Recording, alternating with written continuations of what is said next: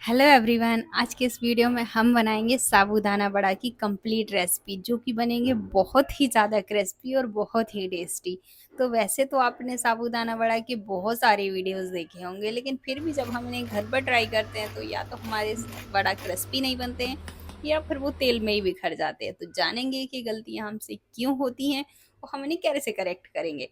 तो वीडियो को प्लीज़ पूरा देखिए, और अगर आपको रेसिपी अच्छी लगे तो प्लीज़ लाइक कीजिए, चैनल को सब्सक्राइब कीजिए और अपने एक्सपीरियंस भी मेरे साथ ज़रूर शेयर कीजिए। तो चलिए फिर बनाना शुरू करते हैं बिना देरी किए।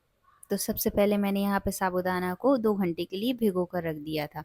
तो मुझे यहाँ पे सबसे पहले एक चीज़ बतानी है कि साबूदाना 3 तरीके से आते हैं। एक सबसे छोटे वाले आते हैं, ये मीडियम साइज़ के हैं, और एक इससे भी बड़े वाले आते हैं। तो हमें मीडियम साइज़ के ही साबूदाना लेने हैं और कोई भी नहीं लेना है, क्योंकि उससे बाइंडिंग बिल्कुल भी नहीं होती और हमारे वड़ा बिल्कुल भी अच्छे से नहीं बन पाते हैं, हमें बहुत दिक्कत आती है। और दूसरा, हमें ये 2 घंटे ही पानी में भिगो कर रखने हैं। इसके बाद पानी जब हम इसका निकाल देंगे 2 घंटे बाद, तो 15 मिनट के लिए आप इसे ऐसे ही छोड़ देंगे। इससे जो भी एक्स्ट्रा पानी होगा ना, वो एब्ज़ॉर्ब हो जाता है। और आप देख सकते हैं मेरे हाथ में बिल्कुल भी पानी नहीं आ रहा है। तो अब हमारे यहाँ पे साबूदाना पूरी तरीके से रेडी है। अब हम इसमें मसाले ऐड करेंगे। तो मैंने यहाँ पे 4 से 5 हरी मिर्च ली है, और मैंने यहाँ पे थोड़ा-सा हरा धनिया लिया है। इसमें आप अगर व्रत में नहीं बना रहे हैं तो आप इसे जीरा भी ऐड कर सकते हैं, और अगर आप इसे व्रत में बना रहे हैं तो आप जो भी व्रत में खाते हैं वो चीज़ें आप इसमें ऐड कर सकते हैं। तो इसमें मैंने यहाँ पे एक आलू भी लिया है, जो उबला हुआ आलू है। ये बाइंडिंग में हमें बहुत मदद करता है, इसके लिए हमें ये ऐड करना बहुत ज़रूरी है। तो मैंने यहाँ पे 1 कप साबूदाना लिया था, उसी हिसाब से मैंने यहाँ पे 1 आलू भी लिया है। इसके बाद हम इसमें ऐड करेंगे जो कि मूँगफली का पाउडर है। मैं इसे पहले से बना के रखती हूँ। तो मूँगफली को भून के और इसका छिलका उतारने के बाद इसको पीस के रखती हूँ। आप चाहे तो आप भी इसे पीस के रख सकते हैं, जिससे वड़ा बनाने में हमें दिक्कत नहीं आती है और हम बहुत जल्दी वड़ा बना सकते हैं। तो आप भी इसे बना कर रख सकते हैं। अब इसके बाद हम इन सभी को अच्छे से मिक्स कर लेंगे। मैंने यहाँ पे मूँगफली का पाउडर करीब 1.5 से 2 चम्मच ऐड किया था। इससे ज़्यादा हमें ऐड नहीं करना है, उतने में ही हमारा काम हो जाता है। अगर आपको लगे तो आप कम ज़्यादा और कर सकते हैं। इसके बाद देखिए, आप इस तरीके से हम सभी को मिक्स कर लेंगे। तो यहाँ पे हमारा ये पेस्ट बिल्कुल तैयार है वड़ा बनाने के लिए। मैं व्रत में नमक नहीं खाती हूँ, इसलिए मैंने इसमें नमक ऐड नहीं किया है। आप चाहें तो इसमें नमक भी ऐड कर लीजिए।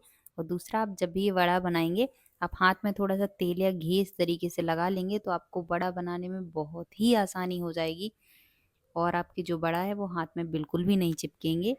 तो ये काम आप बिल्कुल कीजिए, इसे बिल्कुल भी स्किप ना करें। इसके बाद हम थोड़ा-सा पोर्शन लेंगे और इसे लड्डू के आकार का गोल-गोल बना लेंगे, फिर दोनों हाथों से हल्के हाथों से प्रेस कर देंगे। तो इस तरीके से टिक्की के आकार के हमारे वड़ा बनकर तैयार हो जाएँगे। इसी तरीके से हम बाकी सब भी बना लेंगे, और आप देख सकते हैं बिल्कुल भी मुश्किल नहीं हो रही है मुझे, कितनी आसानी से ये सभी बनकर तैयार हो रहे हैं। बस हल्के से हाथों से प्रेस किया और ये बनकर तैयार हो जा रहे हैं, बिना किसी मुश्किल के, बिना किसी प्रॉब्लम के और बिना किसी परेशानी के। तो इसी तरीके से मैंने बाकी सब भी बना लिए हैं और ये हमारे सभी बड़ा बनकर तैयार हो जाते हैं। अब हम इन्हें फ्राई करेंगे। उससे पहले आप देख सकते हैं ये प्लेट में भी बिल्कुल नहीं चिपक रहे हैं, क्योंकि हमने हाथों में तेल लगा के रखा था, इसलिए प्लेट में भी बिल्कुल ही ड्राई हैं, बिल्कुल भी ये नहीं चिपक रहे हैं। इसके बाद हमने ये यहाँ पे तेल गरम कर दिया था। तेल हमें मीडियम ही रखना है, हाई नहीं रखना है या फिर लो रखना है। आप हाई बिल्कुल भी मत रखिए, नहीं तो ये जल जाएंगे, सिकेंगे नहीं। और यहाँ पे ये लो फ्लेम पर है अभी, और हम इसे मीडियम या लो ही रखेंगे, हाई बिल्कुल भी नहीं रखेंगे। और इसी तरीके से मैंने सभी वड़ा को तेल में डाल दिया है। अब दोनों तरफ से हम पलटा लेंगे इसे। ये बहुत ही आसानी से पलट जाते हैं। तो अभी तो ये गोल्डन भी नहीं हुए हैं और बिल्कुल भी कलर चेंज नहीं हुआ है। अभी हमें इससे थोड़ा और टाइम लगेगा, करीब हमें 5 मिनट लगते हैं इसको सेकने में। तो अगर आप भी इन सब बातों का ध्यान रखेंगे तो आपके वड़ा को परफेक्टली ही बनेंगे और इसमें बिखरने का तो सवाल ही नहीं उठता। आप देख सकते हैं ये थोड़े थोड़े गोल्डन भी होने लगे हैं। चूंकि मैंने फ्लेम मीडियम रखा था, ये तो क्रिस्पी भी बहुत अच्छे से हो जाते हैं।